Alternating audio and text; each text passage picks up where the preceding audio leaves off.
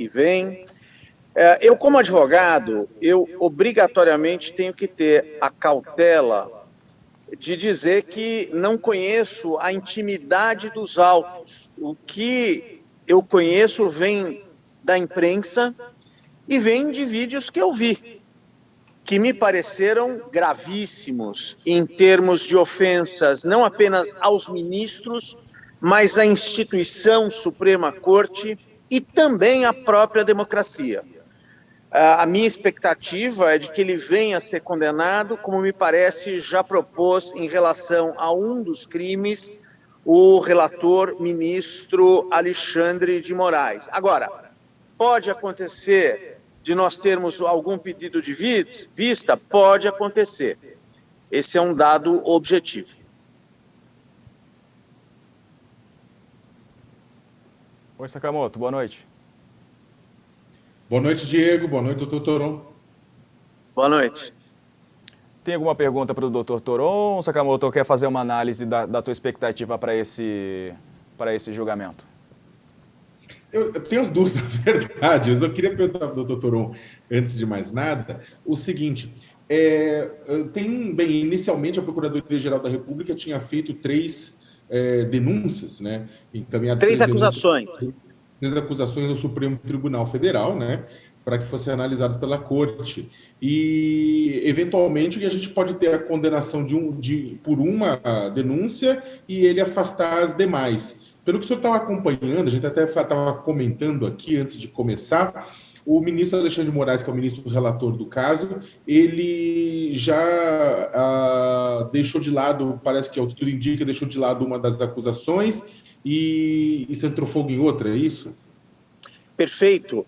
O próprio Ministério Público Federal, a representante do Ministério Público Federal, que está atuando hoje nas férias do Dr. Augusto Aras, é a doutora Lindora Araújo, vice-procuradora-geral da República. E ela mesmo postulou que ele fosse absolvido de uma das imputações, salvo erro de memória, a que diz com a incitação à prática de crimes. E o ministro Alexandre acolheu essa postulação da ilustre vice-procuradora-geral da República, mas em relação a outro crime, que é o de instigar a população, as Forças Armadas, contra algum poder da República, mediante grave ameaça ou violência, ele, neste caso, já propõe, pelo voto dele, a condenação. E o ministro Alexandre de Moraes, ele foi muito incisivo quando lembrou as frases veiculadas pelo acusado, o deputado Daniel, quando ele dizia para o Barroso, para o ministro Barroso, por exemplo, tu te prepara, tua batata está assando. Ou falava que vocês cavaram suas covas, que é uma peroração antidemocrática. Peroração, aliás, é um português muito educado para grosseria, para o tanto de grosseria que ele praticou, não é? Ele realçou várias das frases, chamando os ministros de canalhas, que o STF e a Justiça Eleitoral não mais existirão, que são frases graves, exaltando e pedindo a volta do ato institucional número 5, que é, digamos assim, a grande marca do regime autoritário de 64 até 85. Então, esses atos todos, disse o ministro Alexandre de Moraes, na linha do que, aliás, já havia dito a vice-procuradora-geral da República, isso não tem nada a ver com graça, com a simples exteriorização de uma crítica. Eu sou advogado e critico a Suprema Corte em várias coisas. Nós falamos do excesso de decisões monocráticas, falamos do uso excessivo do plenário virtual. Isso são críticas. Agora, ataque é outra coisa, e isso que ele fez é ataque. Por isso que no começo eu externei a minha opinião, Sakamoto, no sentido de que tinha essa expectativa de que ele venha a ser condenado, e nós já vimos que o primeiro voto, que é o voto do relator, é propondo a condenação mesmo. Ô, doutor, o senhor trouxe aí esses ataques. A gente separou um momento mais cedo na Câmara. O deputado Daniel Silveira chamou o ministro Alexandre de Moraes de marginal. Vamos ver. Nós temos de evitar que gente como o ministro Roberto Barroso tenha o poder de ditar os rumos do processo eleitoral, de ditar os rumos da escolha popular, de ditar os rumos da democracia brasileira. Não foi para isso que essa turma foi colocada lá. O ministro Dias Toffoli, então presidente, ele estabeleceu como a Suprema Corte atuaria contra a democracia brasileira. É o que está acontecendo, deputada Bia Kicis. Foi procuradora, sabe muito bem o que eu estou dizendo, e o detentor da ação penal solicitou o arquivamento desse inquérito por 2 vezes e foi ignorado pelo Alexandre de Moraes, o ministro que é o reizinho do Brasil, né, um menininho frustrado que age da maneira dele fora da Constituição Federal. Tem muita coragem atrás da mesa com uma caneta e o poder de mando. Né, eu fiquei 11 meses em um presídio, 11 meses, sem crime. Mas eu acho que eu estava mais livre, porque o menor presídio do mundo é a toga do ministro Alexandre de Moraes, só cabe um marginal. É uma conduta reiterada essa, né, doutor? Reiterada, afrontosa, provocativa e que instiga as pessoas contra os integrantes do Supremo Tribunal Federal. Isso de dizer que a toga dele é o menor presídio, que só cabe um marginal, é de uma gravidade sem par. Vindo ainda da boca de um parlamentar, é inaceitável, merece a mais intensa reprovação. Doutor Toron, uma pergunta. Caso ele seja condenado, né, essa parte, pelo crime de incitar a violência contra membros, né, da Suprema Corte, né, da cúpula de um dos poderes, ele já ficou preso, né, ele mesmo falou, ficou preso 11 meses. Caso ele seja condenado, há uma chance dele retornar para a cadeia, ou o mais provável é que a pena dele seja uma pena não restritiva de liberdade, mas uma pena restritiva de direitos? Sakamoto, sua pergunta é muito boa, é a pergunta que está na cabeça de todo mundo, porque é o seguinte, eu tinha um professor de física no Colégio Rio Branco, e ele dizia mais ou menos o seguinte, que tudo que não é fisicamente impossível, é possível. Então, se você me perguntar, é possível, em tese, que ele seja condenado a uma pena tão alta que o leve de volta para a cadeia? Resposta afirmativa. Sim, é possível. Mas se você fizer uma pergunta um pouco diferente, Toron, é provável que ele volte para a cadeia? Aqui eu me alinho com esse querido amigo, Dr. Walter Maierovitch, que eu conheci ainda como juiz. É pouco provável que ele volte para a cadeia, porque, em primeiro lugar, como você muito bem lembrou, ele já ficou na cadeia há 11 meses, praticamente um ano. Se ele vier a ser condenado a uma pena de até 8 anos, por ser primário, não ter antecedentes, ao que me consta, ele vai fruir o regime semiaberto. Então, e a pena de 8 anos já seria muito alta. Então, se ele for condenado a uma pena de 5 anos, desconta um ano, ele já pode começar diretamente no regime aberto. Então, é pouco provável que ele volte para a cadeia. Provável, não é impossível.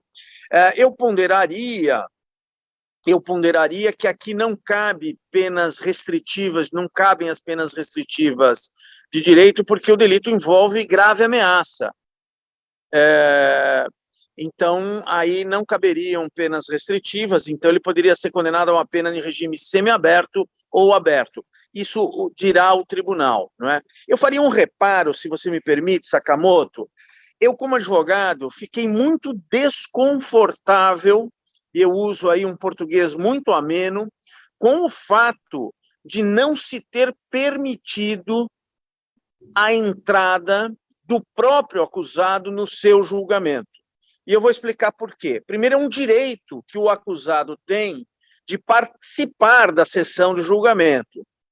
Em segundo lugar, o exercício da defesa, ele é feito tecnicamente pelo advogado, mas ele pode contar com a colaboração do seu cliente, eventualmente levantar uma questão de ordem no meio do julgamento, como tantas vezes nós fazemos, e às vezes ele precisa do auxílio do cliente dele, que é o maior conhecedor dos fatos. Então, o fato de se ter impedido a entrada dele no plenário do Supremo Tribunal Federal, me parece que, de alguma maneira, arranha a amplitude do direito de defesa pela impossibilidade do exercício da defesa pessoal.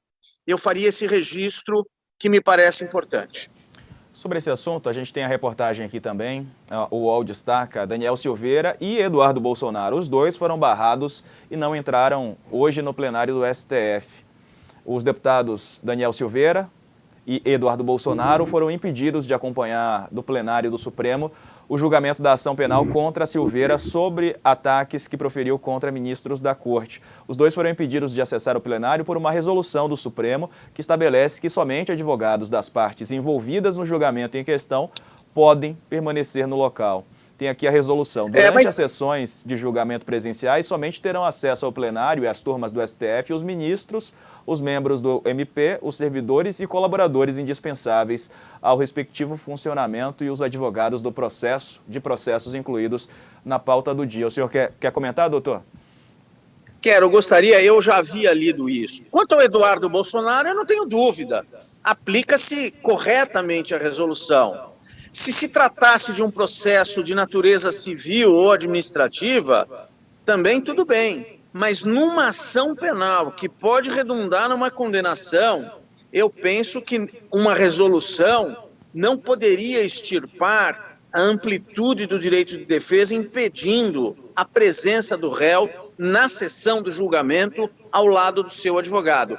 Neste particular, a mim me parece a resolução muito errada, e como o plenário estava vazio, quer dizer, só tínhamos lá os ministros e o advogado, a presença do réu não faria mal nenhum e não colocaria em perigo ninguém. Essa é a minha opinião, com todo respeito à resolução do Supremo Tribunal Federal. Perfeito. Doutor, eu tenho aqui uma curiosidade, porque a gente está aqui na expectativa de que algum dos ministros peça a vista, né? A expectativa em relação aos dois indicados pelo presidente Bolsonaro, e isso dá a possibilidade do Silveira se candidatar às eleições de outubro, é isso, né? Olha, não sei, porque quanto tempo o ministro vai segurar um pedido de vista? Vai segurar um mês? Porque esse processo, a rigor, ele não envolve uma complexidade fática. O que nós temos aí é uma questão de juízo de valor, de um lado, sobre aquilo que ele falou, se é crime ou não, e de outro lado, um novo juízo de valor para saber se a inviolabilidade material assegurada pela Constituição o beneficia. Essas são as duas grandes questões, me parece, que estão em discussão. Quer dizer, se houver um pedido de vista, embora não haja uma complexidade fática para ver se ele fez ou não fez, porque a maioria das coisas, é bom lembrar, e o ministro Alexandre de Moraes fez isso com toda a propriedade, ele assume no interrogatório, ele confessa no interrogatório, falei mesmo, quero AI-5, é isso aí. Então não há, e as provas aí são muito claras. O pedido de vista, às vezes, ou melhor, normalmente ele é feito para se estrinchar uma dúvida fática ou mesmo uma dúvida teórica de grande relevância. Não me parece que seja este o caso aí. Mas vá lá, um pedido de vista vai demorar quanto? 1, 2 meses? Eu não acredito que mais do que isso, não. Se isso vai viabilizar a candidatura dele ou não, a ver. Perfeito. Conversamos aqui com o advogado, professor de Direito Alberto Toron. Doutor, obrigado pela entrevista, pela participação. Informações importantes desse assunto que está sendo acompanhado de perto aí pela população. Obrigado, boa noite para o senhor. Uma boa noite a todos, eu que agradeço a oportunidade. Muito obrigado. 6h20, Sakamoto, vamos falar mais sobre esse assunto. Antes, vamos trazer aqui